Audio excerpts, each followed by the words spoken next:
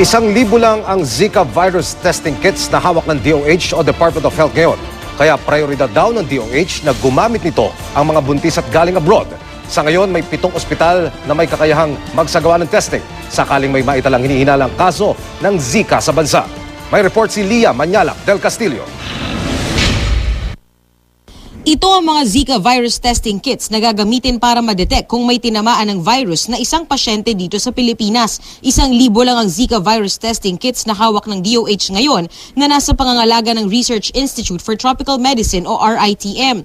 Kaya may mabibigyan lang ng prioridad ang mga buntis at mga bumiyahe sa labas ng bansa kamakailan. Siyempre, pa-prioritize natin mga pregnant women na kunyari nag-present ng trangkaso, sila ba'y posible na kumidala ba ng Zika? Dahil ang purpose natin dito is para maggabayan, mabigyan din ng tamang counseling dahil yung risk o yung takot na maaaring magkaanak sila na may microcephaly. Kung wala ka namang history of travel, walang history of exposure, o since wala naman tayo ngayon dito ng Zika, ay mukhang hindi naman, walang pagkukunan ng Zika infection. Sa ngayon, handa na ang 7 ospital na may kakayanang magsagawa ng testing sakaling may maitalang hinihinalang kaso ng Zika sa bansa. Sa Luzon, ang Baguio General Hospital, Vicente Soto Memorial Medical Center at Armed Forces Research Institute for Sciences naman sa Visayas. At Southern Philippines Medical Center. Sa NCR, 3 ospital ang maaaring mag-test ng Zika, ang UP National Institutes of Health, San Lazaro Hospital at RITM.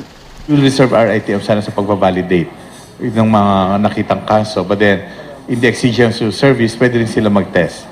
Dahil parehong lamok na nagdadala ng dengue ang nagdadala rin ng Zika virus, mahigpit ang pagpapaalala ng DOH sa publiko na panatilihing malinis ang kapaligiran, huwag mag-imbak ng tubig na maaaring pamugaran ng lamok at ugaliing maging malinis sa katawan. Agad din daw magpasuri sa doktor kung nakakaramdam ng sintomas ng dengue tulad ng pabalik-balik na lagnat at rashes sa katawan.